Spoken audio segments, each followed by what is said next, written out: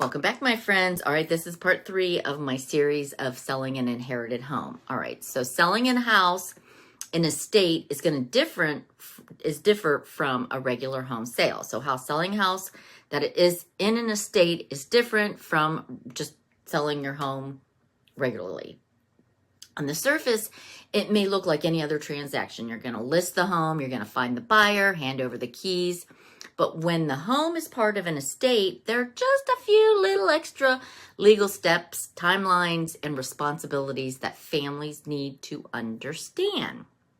Understanding this is going to make the process so much easier in the long run. All right, in my video right now, I'm going to break it down into 3 parts. The part about the probate process and why it matters. So how buying and selling transactions work with an estate home are going to be a little bit different. And this is what happens. So what happens once a home sells and you're getting ready to hand over the keys? Then we'll get into it because hey, I am Annette Marble, your favorite key realty agent in and around Central Ohio. All right, so let's just dive right into it. The probate process. When someone passes away, unfortunately, this leaves a home behind and the property usually has to go through probate. In my other videos, it explains how to avoid probate. So check back and check out one of those videos. Probate is a court-supervised process of verifying the will, paying the debts, and making sure that the property is legally transferred to the correct heirs. Here's how it's going to affect the home sale. If there's a will, the executor named in the will handles this whole process. If there's no will, like I said before, the courts will appoint an administrator. All right, so before the house can even be sold, the courts may need to approve the sale, especially if there is multiple heirs or if there's anybody contesting the will or disputing the will. These steps is what's going to make the sale of an estate home differ from a regular home sale. The owner can sign documents anytime, but with an estate, you often need the judge's permission before moving forward. So a lot of times you'll see, 30 days, this is why you have to wait.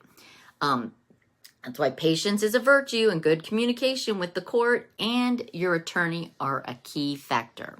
All right, let's talk about just a regular sale. So in a buying and selling transaction, in a typical home sale, the seller signs the listing agreement, accepts an offer, and then moves through the inspection, the appraisal, and then finally the closing, which typically takes 30 to 45 days. With an estate home, there are just a few little extra steps. The executor or the administrator signs documents on behalf of the estate, not as an individual. Buyers are then often told up front that this is an estate sale, which means they need to know ahead of time that there may be a longer timeline and more paperwork. In some cases, the court must approve and accept the offer before even moving forward.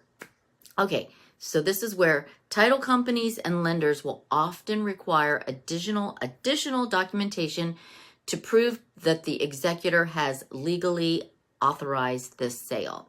So while the process looks similar, every step may take a little longer and involve extra verification. The good news is, once you get through all these hurdles, the rest of the process is normal. The inspections, the negotiation, the appraisals, that's all familiar. So then that's easy peasy and good to go, but got to get through the top steps before that. Number 3, getting ready to hand over the keys. Once the sale is approved and the closing date arrives and you go through a few final steps before handing over the keys, here's just typically a few things that will happen before you hand them over.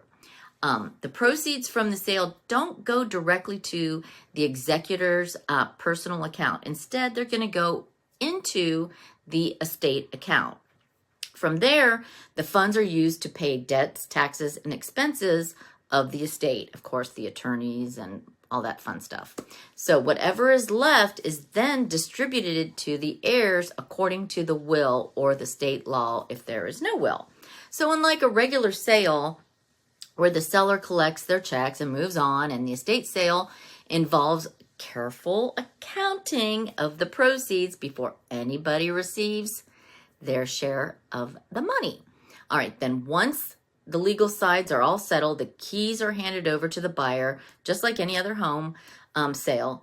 It's a big moment, not just for the buyer, but for the family too, because it often marks the closing of an important chapter of the life of that person that lived there and their relationship. So, as you can see, selling a house in an estate does follow many of the same steps as a regular sale, but with just extra layers of legal oversights and timelines and responsibilities. This is why you should always hire a professional tax person, professional realtor, because the probate process and the role of the executor and the way to proceeds are handled all make a big difference. But with the right team in place, it doesn't have to feel overwhelming.